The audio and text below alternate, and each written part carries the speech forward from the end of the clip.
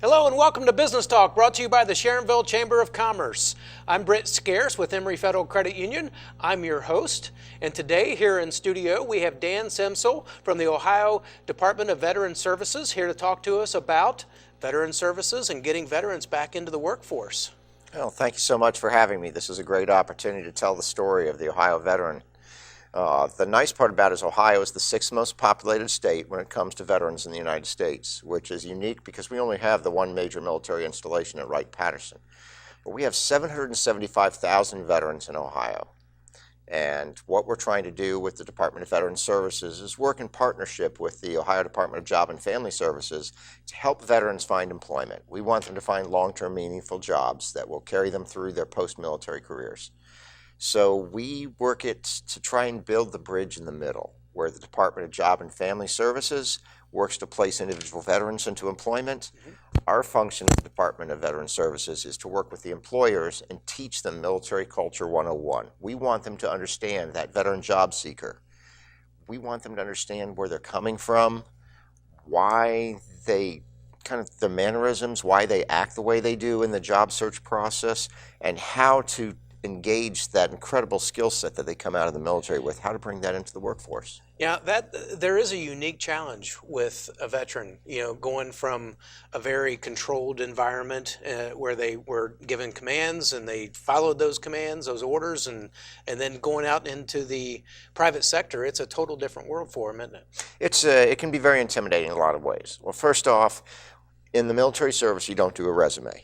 Your assignments come when you get a set of orders come down from your higher headquarters saying you're going to move to this location, this base, you're going to do this job, you're going to work for this commander, and you're going to supervise the following organization. You don't have to do that in the civil sector. You have to go out and put a resume out there and find your job. You don't do interviews in the military service. When you go for a new position, it's based on the experiences you've had in the past and the needs of the military at that time. Being a 25-year Air Force veteran, I moved 12 times over the course of my career and deployed 5 times on top of that. It all came down because somebody sent a piece of paper, whether it was a permanent change of station or whether it was deployment. I got a set of orders saying you're about to move. So now when you didn't interview for that, right? Nope. You didn't Not lobby a single for a particular time. thing. There was no campaigning. There was no lobbying. There's no sneaking the network trying to do a backdoor deal. It was all very, very upfront process. But the thing is that isolates and insulates our military veterans to when they go into the civil sector, they come out with some of the most advanced technical training in the world. They come out with operations in probably one of the most diverse workforces that you will ever find. They come out with soft skills, leadership, problem solving, communication skills. From the time you become a first-time supervisor, you are responsible for the training of the people below you. So you come out as somebody who's qualified to train people. Yeah. So all those skills packaged up with high school level, maybe college level, straight out of the school, job-seeking skills. And it's sometimes very, very challenging for that military veteran to tell their story to an employer, to make the employer want to say, we want you on our team. Yeah, I mean, you do every single skill that's needed in the private sector is done, like you said, in the military.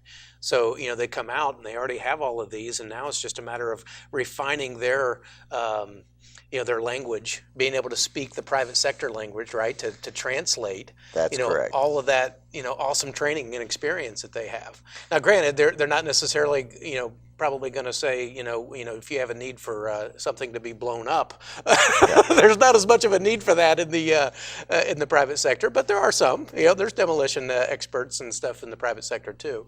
But that's what I've heard in the past is that a lot of veterans, they just have trouble being able to kind of go in, like you said, you go from being told kind of where you're going to go, how it's going to work, who you're going to report to now you're interviewing with someone who has really no idea what kind of great skills and everything that you have, and they're asking you to sell yourself, and you've never had to do that.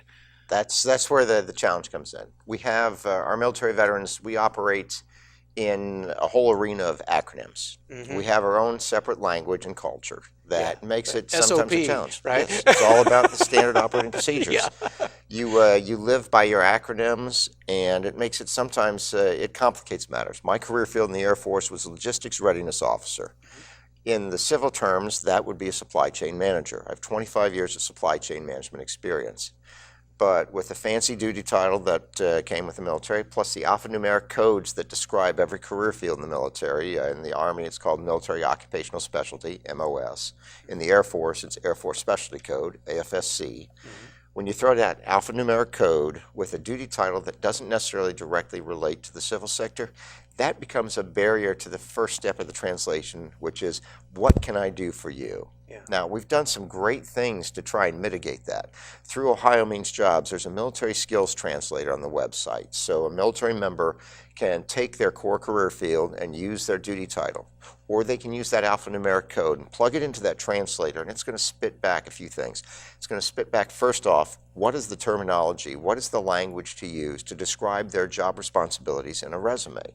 The second thing it's going to provide, and this is where it gets really cool, those skills translate to employers, so it'll provide a list of all the employers that seek those skills.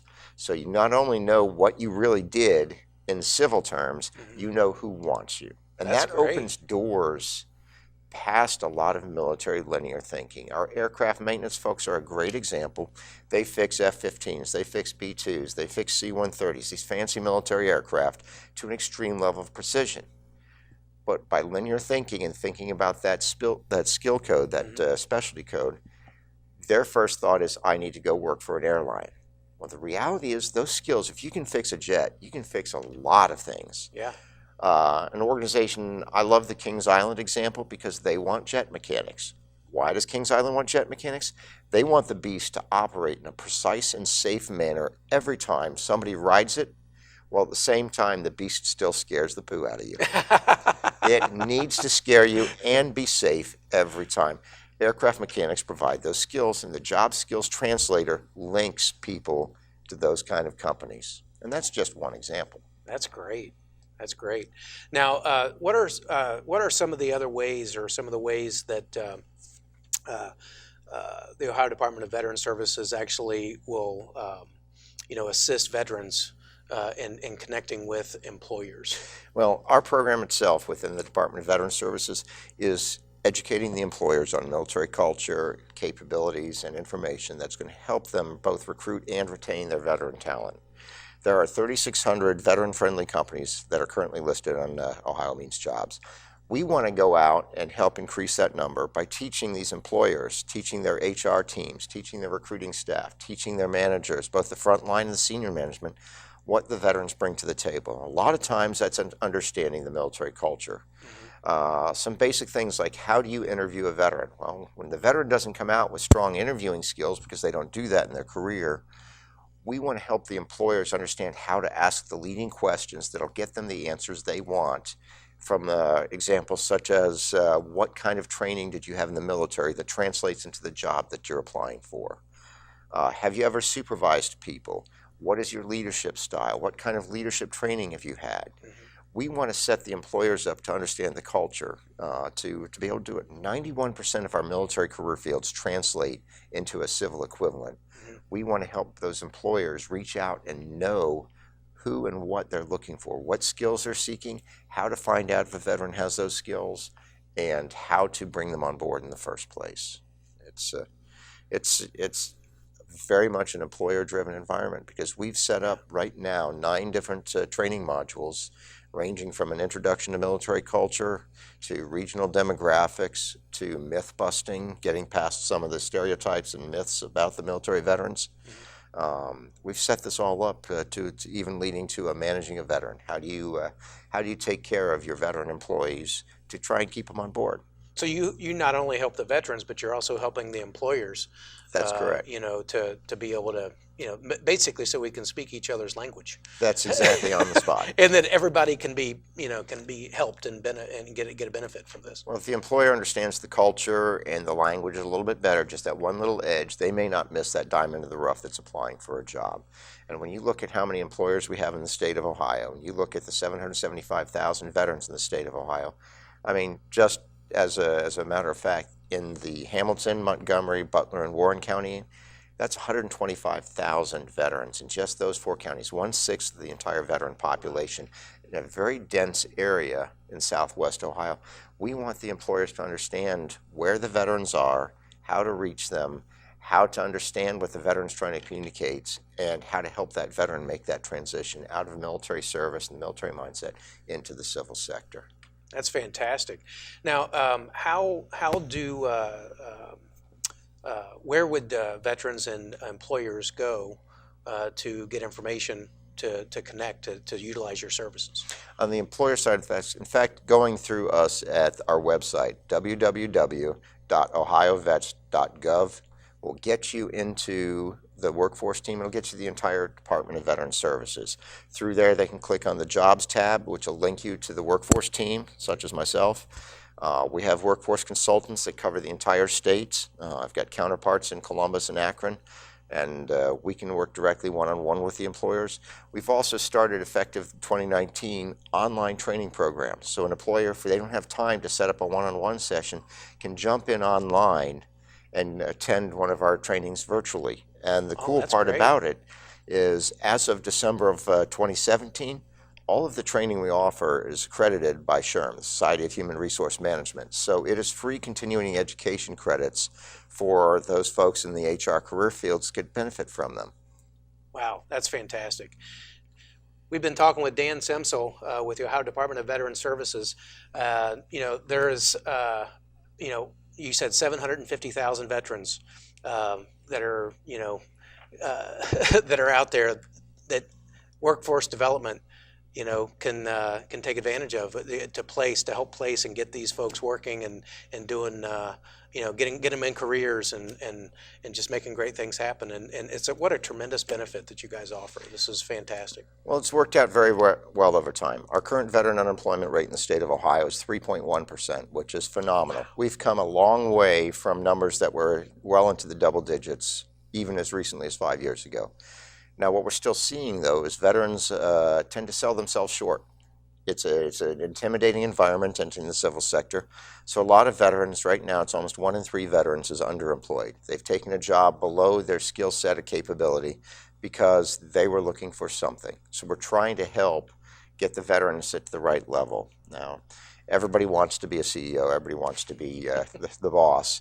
And we set up our military veterans come out with some great leadership skills. But the reality is you need to learn the job before you can lead the job in a lot of ways. So we try and help the employers set that career path up to take that person with already existing leadership skills and grow them as a long-term asset within the employment side. So ohiovets.gov will get you into just about all of those links.